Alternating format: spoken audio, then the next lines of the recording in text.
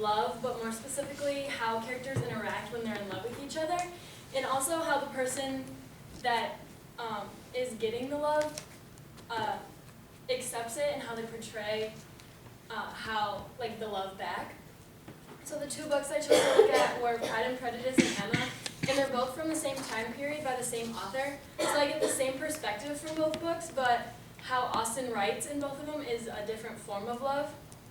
In Pride and Prejudice, it's all about how Mr. Darcy chooses to show his love to Elizabeth, and at first Elizabeth does not like him.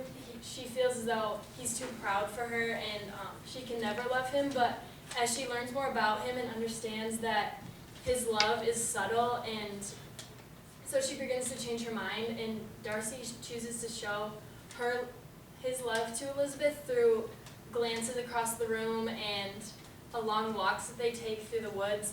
And he also shows his love through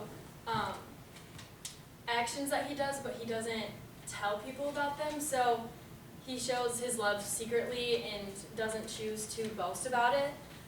As in the next book I read, which was Emma, I chose to look at Mr. Elton and Emma, even though they're not the main love story in the book. So Mr. Elton is clearly in love with Emma, however, Emma's too blind to see that he's in love with her.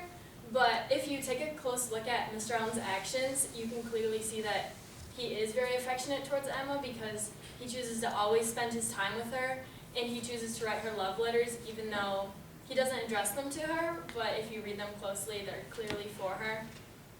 But he's very outward with his emotions, so that's a different perspective than with Pride and Prejudice. Another book I chose to look at was Romeo and Juliet, which we are all familiar with, and they have this instant connection of love, so there's no doubt in your mind that they do love each other, but they'll do anything for each other and they end up dying for each other in the end. But with this balcony scene in particular, Romeo is risking his life to see Juliet because of the rivalry between their families.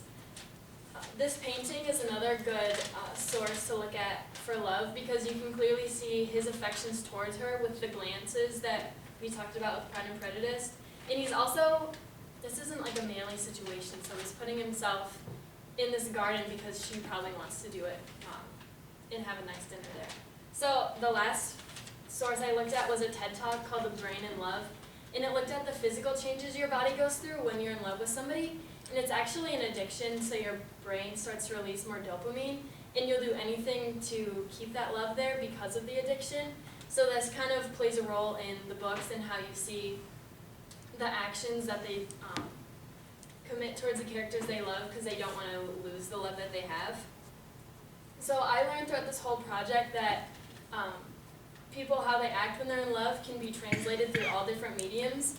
And also you can see that the actions that were used back in the time that Pride and Prejudice and Emma were written can still be seen today, even though it might be through different mediums. Instead of writing a love letter, you might send a text or an email, or instead of walking through the woods with somebody, you might walk them down the halls, but the love is still the same, and the actions you commit towards the people you're in love with are the same, no matter what time period you're in.